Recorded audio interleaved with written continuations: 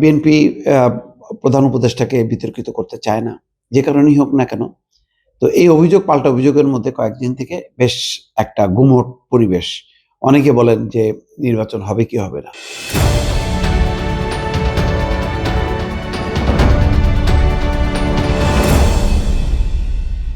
প্রধান উপদেষ্টা যথেষ্ট মেধাবী।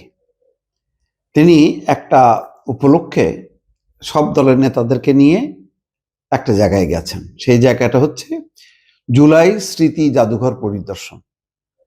বিভিন্ন রাজনৈতিক দলের নেতাদেরকে নিয়ে তিনি গেছেন সেখানে। সেখানে ডাক্তার শফিকুর রহমান আছেন, আছে নাহিদ ইসলাম, আছেন সালাউদ্দিন আহমেদ। তো ৩ দলের নেতাদেরকে নিয়ে গেছেন। এটা ভালো। এটা স্মৃতি জাদুঘরের চূড়ান্ত পর্যায়ের কাজের অগ্রগতি পরিদর্শন করছে। ৩টার দিকে যান। জাদুঘরে থাকা জুলাই অভ্যুত্থানের পেছনে ইতিহাস এবং শেখ হাসিনার ১৬ বছরের দুঃশাসনের চিত্রগুলো ঘুরে ঘুরে দেখেন। তো উপলক্ষটা যাই হোক না কেন, এখানে একটা মেসেজও আছে যে ডক্টর মোহাম্মদ ইউনূস চান যে এই রাজনৈতিক দলগুলোর মধ্যে এখন নির্বাচনের আর বেশি দিন বাকি নেই, ২২-২৩ দিন বাকি আছে। তারা যাতে একসাথে থাকেন এবং নিজেদের মধ্যে যাতে সম্প্রীতিটা থাকে। যদি সম্প্রীতি না থাকে, নির্বাচনটার অবস্থা খুবই খারাপ হবে।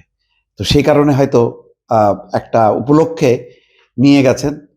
আর এমন একটা উপলক্ষে যে উপলক্ষটা কেউ আর মানে না করতে পারবে না। সাম্প্রতিক সময় আপনারা দেখেছেন যে বেশ উত্তপ্ত হচ্ছে। যেমন নির্বাচন কমিশনে বিএনপি অভিযোগ করেছে, এনসিপি জামাত সহ অন্য দলকে সতর্ক করেছে নির্বাচন কমিশন। প্রধান উপদেষ্টার কাছে গেছে জামাত এবং এনসিপি, যে তারা অভিযোগ করেছেন যে প্রশাসন বিএনপির দিকে, বিএনপির আচরণবিধি লঙ্ঘন করছে, ঋণ খেলাপি, তারপরও তাদের বৈধতা দেওয়া হয়েছে, দ্বৈত নাগরিকত্ব, এই সমস্ত বিষয়গুলো নিয়ে পাল্টাপাল্টি অভিযোগ হয়েছে। সব ২ দলেরই অভিযোগ বিএনপিকে লক্ষ্য করে।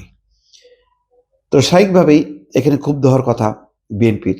বিএনপি তো আর আনুষ্ঠানিকভাবে যায়নি, আর যাওয়াও উচিত না, কারণ এখন নির্বাচন সংক্রান্ত সবকিছু বিষয় হলো দেখভাল করবে নির্বাচন কমিশন, এখতিয়ার রাখে এখন।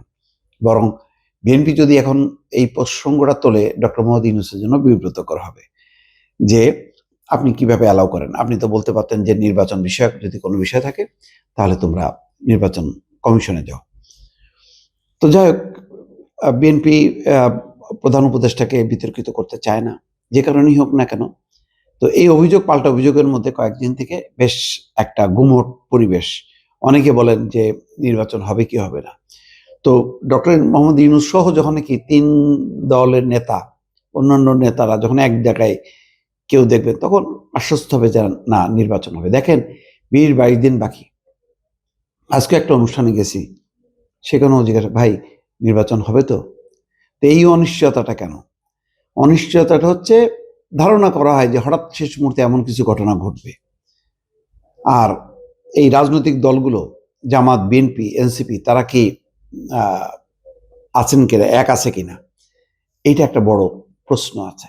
তো সেটার একটা দৃশ্যমান যখন নাকি পাবলিক দেখবে যে না, সব রাজনৈতিক দলগুলো তো এক জায়গায় আছে, তাদের মধ্যে একটা সম্পর্ক আছে, তাহলে নির্বাচনের পরিবেশটা ভালো থাকবে।